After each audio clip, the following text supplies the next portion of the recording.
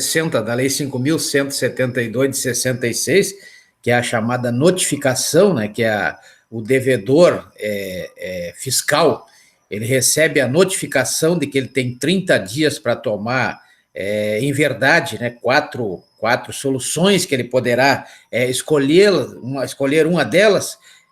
Tem lá no artigo 151, ele poderá, então, suspender esse crédito tributário, essa cobrança de crédito tributário. Então, a suspensão do artigo 151 da Lei 5.172 de 66, ele terá direito, então, à certidão positiva com efeito negativa do artigo 206. Já se ele pode optar também pelo artigo 156, que na verdade, vai extinguir a extinção do crédito tributário. Então, temos lá várias formas de extinção previstas no artigo 156 da Lei 5.172 de 66, aí ele terá direito à certidão negativa do artigo 205. Todos esses artigos são, logicamente, da Lei 5.172 de 66. Se não, ele poderá ter ainda uma terceira opção, se houver uma lei, né, aí entra aí o princípio do artigo 150, inciso 1º da Constituição Federal.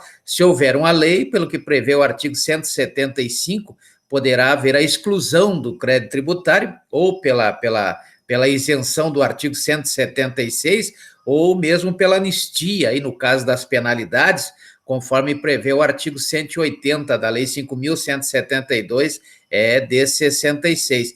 Então, temos aí também uma quarta opção, que é aquela de não fazer nada, né? E aí ele não vai pagar, não vai recolher, não vai levar nenhuma das três opções que ele tem primeiras a efeito. Então, sobrará a quarta opção, que é não fazer nada e ser inscrito na dívida ativa, como prevê o artigo 201 da Lei 5.172 de 66.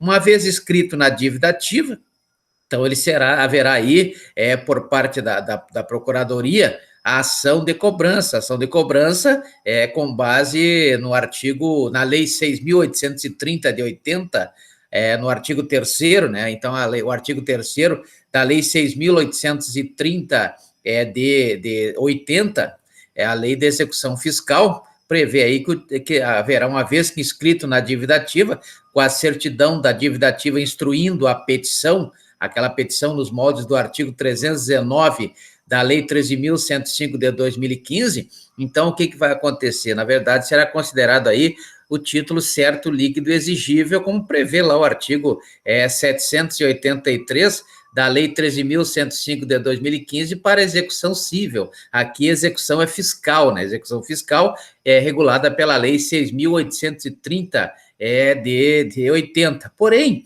existe um problema aí quanto à preferência para o recebimento desses créditos tributários, uma vez que levado a efeito o devido processo legal fiscal da Lei 6.830 de 80, existe uma prioridade, ou seja, a União é a primeira que recebe, e aí depois que vem os outros órgãos, as outras entidades, os outros entes, conforme a organização político-administrativa do Brasil, do nosso Estado, obedecendo aí o que prescreve o artigo 18 da Constituição Federal. E por isso, no dia 29 de julho de 2015, na ação de descumprimento de preceito fundamental, número 357, né, essa ação descumprimento de preceito fundamental está previsto lá na Lei 9.882 de 2000, 9.882 de 2000, essa DPF 357, o governo do Distrito Federal, ele pediu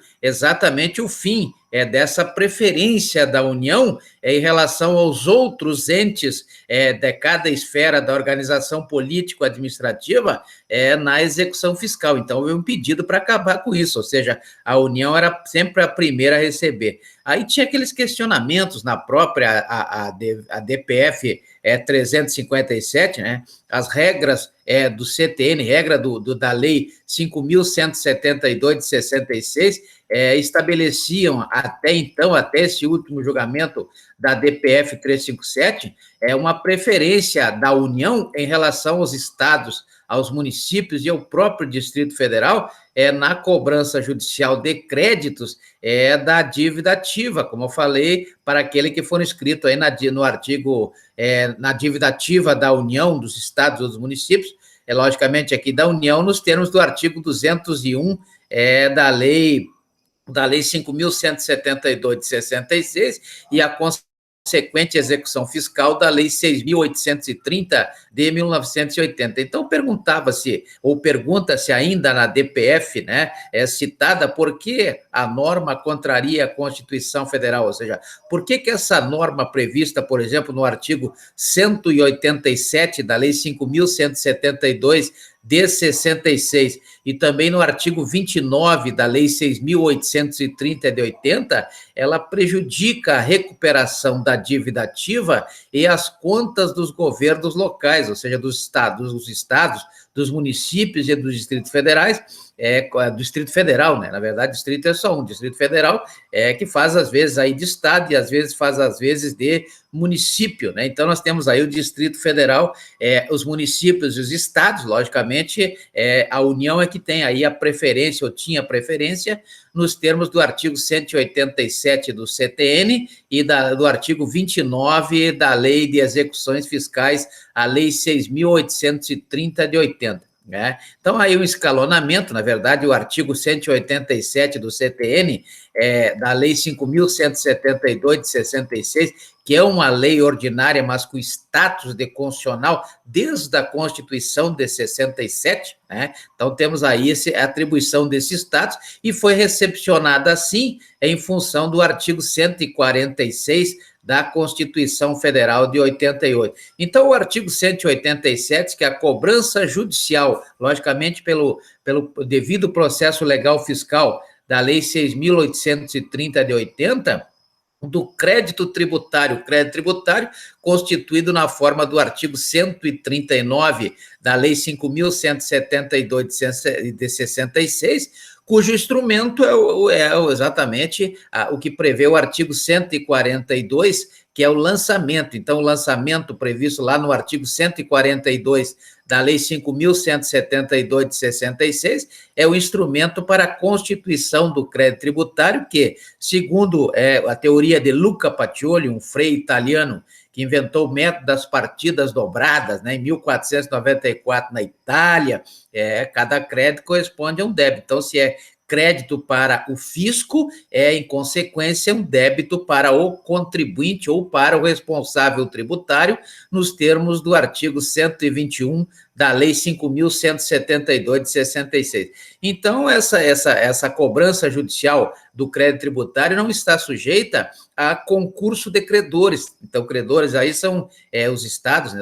Começa com a União, os estados, os municípios e o Distrito Federal, não há concurso. A preferência é da União ou era da União, não? Ou mesmo no caso de habilitação em falência, né, como se vê no artigo 83 da Lei 11.101 de 2005, a Lei de Falência, né, no caso da recuperação judicial também, como prevê o artigo 5º da Lei 11.101 de 2005, concordata, inventário do artigo 1991 da Lei 10.406 de 2002, ou mesmo arrolamento, etc. Então, temos aí uma redação que foi dada lá em 2005 pela Lei Complementar número 118. Então, o artigo 187, o importante aqui é o artigo 187, mas no parágrafo único, né? O parágrafo único diz que o concurso de preferência somente se verifica entre pessoas jurídicas de direito público, aquelas pessoas que estão lá no artigo 40 da Lei 10.406 de 2002, na seguinte ordem. Qual é a ordem? Na verdade, essa ordem, né? Essa ordem está prevista.